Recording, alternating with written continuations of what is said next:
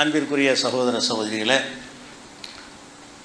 இப்போ வக்ஃப் போர்டுடைய அந்த சட்ட திருத்தத்தை கொண்டு வந்து சட்டமாக்கி இருக்கிறார்கள். அதுக்கு எதிராக உச்ச நீதிமன்றத்தில் வழக்கு தொடுக்கப்பட்டு அந்த வழக்கு விசாரணையில் இருந்து கொண்டு இருக்கிறது. அந்த வழக்கில் நினைஞ்சிருக்காங்கன்னா ஒரு தற்காலிகமாக, அதாவது அடுத்த மாதம் 5ஆம் தேதி வரைக்கும் முழு வெற்றியெல்லாம் பிள்ளைகிட்ட பிடிச்சி பரப்பி போட்டு நம்மளுக்கு போட்டுட்ருக்குறாங்க. ஒரு தடை, இடைக்கால தடை வச்சுருக்கிறாங்க. அதாவது அடுத்த விசாரணை 5ஆம் தேதிக்கு அடுத்த வாய்தா இருக்குது.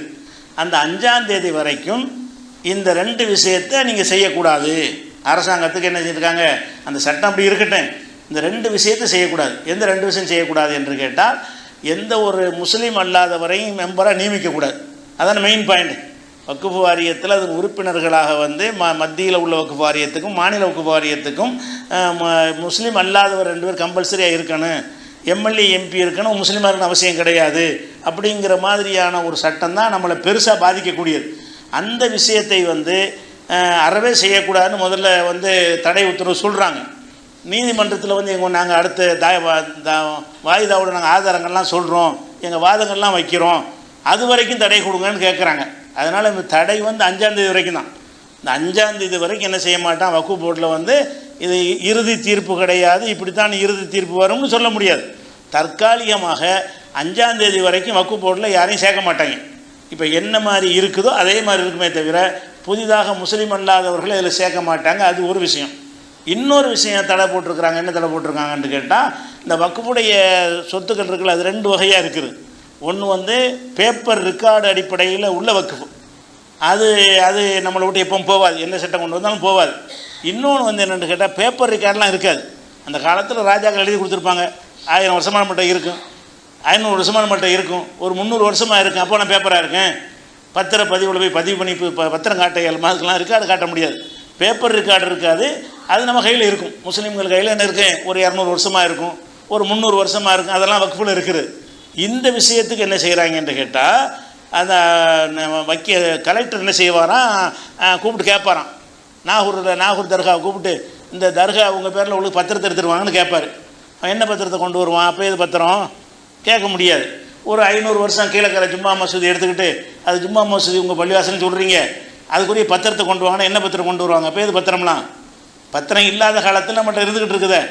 பத்திரம் இல்லைன்னு சொன்னால் கலெக்டர் என்ன செய்வார்னா, நீங்கள் பத்திரம் இல்லாத காரணத்தினால் நாங்கள் அரசுக்கு சொந்தமாக்கிட்டோம், உங்கள்கிட்ட பத்திரம் காட்ட முடியலைன்னு சொன்னால் எதையும் அரசாங்கத்துக்கு சொந்தமாக்கிடலாம்.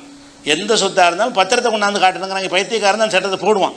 ஏன்னா பத்திரம் இல்லாத காலத்தில் உள்ளது இப்படி பத்திரம் காட்டுறது, பத்திரம் 100 வருஷமாக தானே இருக்குது. அதுக்கு முந்தைய ஏது பத்திரம்லாம் அந்த காலத்தில் வாய் மொழியாக கொடுப்பாங்க. அப்படி அனுபவம் பார்த்து எதையா 100 வருஷம் 50 வருஷமாக இருந்து கொண்டு இருக்கும். இது பள்ளிவாசலுக்கு மட்டும் இல்லை, தர்காவுக்கு மட்டும் இல்லை, கோயிலுக்கு அப்படி தானே. மீனாட்சி அம்மன் கோயிலுக்கு பத்திரத்தை கொண்டு வருவான் அவன், எப்படி எந்த பத்திரத்தை கொண்டு வருவான்? அப்போ பத்திரம் இல்லாத சொத்துக்கள் இருக்குல்ல, இந்த சொத்துக்களை எல்லாம் கலெக்டர் என்ன செய்வார், நோட்டீஸ் அனுப்பி இந்த சொத்துக்குரிய ஆதாரத்தை கொண்டு வாங்கன்னு கேட்பாரான்.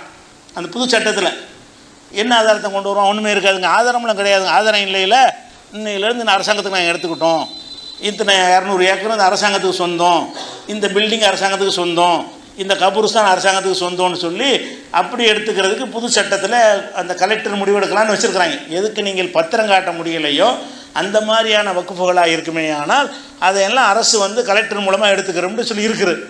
இதுக்கு தடை போட்டிருக்கிறாங்க. 2 விஷயத்து தான். அதாவது முஸ்லீம் அல்லாத யாரை நியமிக்கக்கூடாது, அதே நேரத்தில் இந்த சொத்துக்கு ஆதாரம் கேட்ட பழசுகளை ஆதாரம் கேட்குறது தப்பு. அது அனுபவ பாத்தியத்தில் சில உரிமைகள் உலகம் பூரா இருக்கிறது. உலகத்தில் பூரா என்ன இருக்குது, மஸ்ஜித் நபி ரசூலுல்லாஹ்வுடைய கட்டின பள்ளிவாசல் இருக்க, அதுக்கு பேப்பர் இருக்குமா? காபத்துல்லாவுக்கு பேப்பர் இருக்குமாண்ணே? காபா முஸ்லீமுடைய இது தான். பேப்பர் கொண்டு வந்தால் எப்படி எந்த பேப்பர் கொண்டாந்து காட்டுவான்? நம்மள்ட்ட இருந்தது தான் ஆதாரம், இத்தனை வருஷமாக இருக்கிறது ஆதாரமாக இருக்குமே தவிர எந்த ஒரு புனித தலத்துக்கும் உடைய ஆதாரங்கள் எந்த மதத்துக்காரருக்கும் காட்ட முடியாது. வாட்டிகனில் இருக்கிறது கிறிஸ்துவர்களுக்குரியன்னு பேப்பர் ஆதாரம் காட்ட முடியுமா? காட்ட முடியாது. அதெல்லாம் அனுபவத்தில் 100 வருஷம் 200 வருஷம் 500 வருஷம் முந்தி கொடுத்தாங்கன்னா அப்படி வந்துக்கிட்டு இருக்கும். அதில் கை வைக்கிற மாதிரி இந்த சட்ட திருத்தம் வச்சுருக்கிறாங்க. அதாவது கலெக்டர் எல்லாத்தையும் கூப்பிட்டு விசாரிப்பாராம், ஒவ்வொரு சொத்துக்கும் ஆதாரத்தை கொண்டு வான்னு கேட்பார். ஆதாரம் எது காட்டுவோம், ஒரு 50-100 வருஷத்துக்குள்ளது காட்டிடுவோம். ஒரு 100 வருஷத்துக்கு உள்ளதாக இருந்தால் ரிஜிஸ்டர் பண்ணி பத்திரம் பண்ணி வச்சுருப்போம். ஒரு 100 வருஷத்துக்கு முந்தின சொத்துக்களாக இருந்தால் எவனும் காட்டையிலாது. அது எல்லாத்தையும் கலெக்டர் என்ன செய்வார்னு கேட்டால், அரசாங்கத்துக்கு சொந்தம் ஓடு, நீங்கள் முஸ்லீமுக்கு சொந்தம் இல்லை, இது கவர்மெண்ட் ப்ராப்பர்ட்டி அப்படின்னு பள்ளிவாசலையும் கவர்மெண்ட் ப்ராப்பர்ட்டியும் பாரு, தர்காவையும் சொல்லுவார், அடக்கஸ்தலத்தையும் சொல்லுவார். அதுக்கு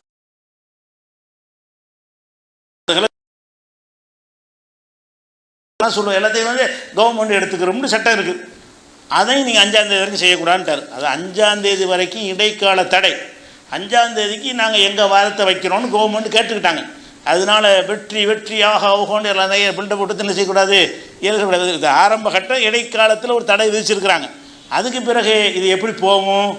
இவர் இப்போ உள்ள தலைமை நீதிபதி நேர்மையாக போக நினைக்கிறார். ஏராளமான தீர்ப்புகளில் வந்து வளையாமல் நூல் பிடிச்ச மாதிரி, இதுக்கு முந்தி உள்ள கரப்ஷனான நீதிபதிகள் மாதிரி இல்லாமல் சரியான பாதையில் போகக்கூடியவராக இருக்கிறார் என்ற காரணத்தினால தான் 73 மனு வந்திருக்குது. இது சம்பந்தமாக வந்து 73 இயக்கங்கள் வழக்கு போட்டிருக்கிறாங்க. இந்த வக்கு போர்டு சம்பந்தமாக அவர் நினைஞ்சிருக்காருன்னா அறிவுபூர்வமாக 73 மனு இருந்துச்சுன்னு சொன்னால் இது விசாரிக்க முடிஞ்ச 20 வருஷம் ஆயிரும். எல்லா மனுவும் விசாரிக்கணும்ல. ஏன் சிறப்பில் ஒரு வக்கீலை போட்டு வாதிருப்பேன், அது ஒரு 3 மாதம் போகும். நீங்கள் உங்கள் வக்கீலை இப்படி போயிட்டு இருந்துச்சுன்னா அவர் நினைச்சிட்டாரு 73 எல்லாத்தையும் குறைச்சி 5 மனு தான் எடுத்துக்கிறேன், பிரதானமான 5 மனு தான் எடுத்துக்கிறேன்ட்டார். எதுக்கு 5 எடுத்துக்கிறேங்கிறாருன்ற அந்த 5 பேர் சொல்கிறது தான் 73 பேர் சொல்ல போகிறான். நீ திருப்பி அதிகமான மனுக்கள் இருந்துச்சுன்னு சொன்னால் தீர்ப்பளிக்க லேட்டாயிரும். லேட்டாக என்ன ஆயிரும்னு கேட்டால் நம்ம இழந்துக்கிட்டே இருப்போம். உடனடியாக அந்த வழக்கை விசாரித்து தீர்ப்பணிங்கிறதுக்காகத்தான் 73 மனுக்களில் 5 தான் நான் என்ன செய்வேன், எடுத்துக்கொள்வேன். அவளையும் விசாரிக்கிறது. எதுக்கு இது சொல்கிறாருன்னு கேட்டால் அவருடைய பதவிக்காலம் அடுத்த மாதம் 13ஆம் தேதி முடியுது. தலைமை நீதிபதியுடைய பதவிக்காலம் வந்து அடுத்த மாதம் 13ஆம் தேதி முடியுது. 14ஆம் தேதி வேறு நீதிபதி வந்துடுவார். அதுக்கு முன்னாடி முடிக்க அவர் விரும்புகிறார். ஆனாலும் இங்கே ஒரு வாய்தா போட்டு இழுத்துட்டு போனாங்கன்னு வைங்க, அடுத்து வரக்கூடிய நீதிபதி 14ஆம் தேதிக்கு வேற வந்துடுவார். 5ஆம் தேதிக்கு அடுத்த வாய்தா வருது. அதுக்கடுத்து ஒரு வாரம் தான் இருக்குது. 8 நாள் இருக்கா, 8 நாள் தான் இருக்குது. 8 நாளைக்கு தான் அவர் இருப்பார். இந்த 5ஆம் தேதி வரைக்கும் இருப்பார். 5ஆம் தேதிக்கு தான் அது வாய்தா போட்டிருக்கிறாங்க. 5ஆம் தேதிக்கு விசாரணைக்கு வரும். அந்த 5ஆம் தேதியில் இருந்து ஒரு 8 நாள் தான் அவர் இருப்பார். அந்த 8 நாளைக்குள்ளே அவர் தீர்ப்பளித்தா தான் வரும். அவர் 8 நாள் வரைக்கும் இழுத்துட்டாங்கன்னு வைங்க, அடுத்த வரை போயிடுவார். இந்த தலைமை நீதிபதி போயிடுவார். வேறு ஒரு தலைமை நீதிபதி 14ஆம் தேதிக்கு என்ன செஞ்சிருவார், அவர் பொறுப்பை ஏற்றுக்கிடுவார். அவர் எப்படி இருப்பார், அல்ல அறிஞ்சவன். அவர் என்ன மாதிரி இருப்பார்னு சொல்ல முடியாது. அந்த மாதிரி தாமதப்படுத்தி கூட என்ன செய்வாங்க, இப்போ போகிற போக்கு நீதிபதிகள்லாம் கேள்வி கேட்டார்கள். கிடிக்கு இப்படி கேள்விலாம் கேட்பாங்க. அப்படி தான் பாபர் மசூதும் கேட்டாங்க. பாபர் மசூதி வழக்கு போடுமே நினைஞ்சாங்க, அத்வானி அவ்வளோ கேள்வி கேட்டாங்க.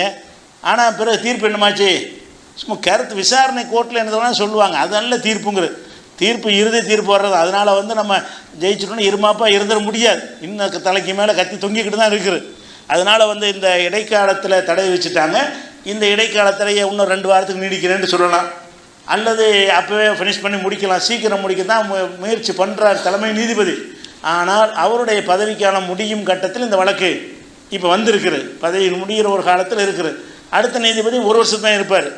அவருக்கு 1 வருஷம் முடிஞ்சு அது வேறு ஒரு ஆள் வந்துடுவார்னு வைங்கன்னா, தலைமை நீதிபதி தான் டிசைட் பண்ணக்கூடிய ஆள். அதனால் இவருடைய அந்த 13ஆம் தேதிக்குள்ளே முடியுமா இருந்தால்தான் நீங்கள் வந்து தீர்ப்பு, நீங்கள் நினைக்கிற தீர்ப்பு வரும், சரியாக சட்டப்படியான தீர்ப்பு வரும். அடுத்து வந்துருச்சுன்னா இழுத்துட்டு போனார்னு சொன்னால் அவரை நம்ம அனலைஸ் பண்ணணும். இனிமேல் இவர் என்ன மாதிரியான ஒரு ஆள், எப்படி கொண்டு போவார், அல்லாத அறிஞ்சவனாக இருக்கிறான்.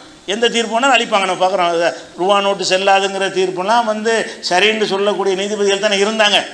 அந்த மாதிரியான தீர்ப்பளிக்கக்கூடிய நீதிபதிகள் இருக்கிறதுனால நம்ம முழு வெற்றி அடைஞ்சிட்டோம்னா சொல்ல முடியாது.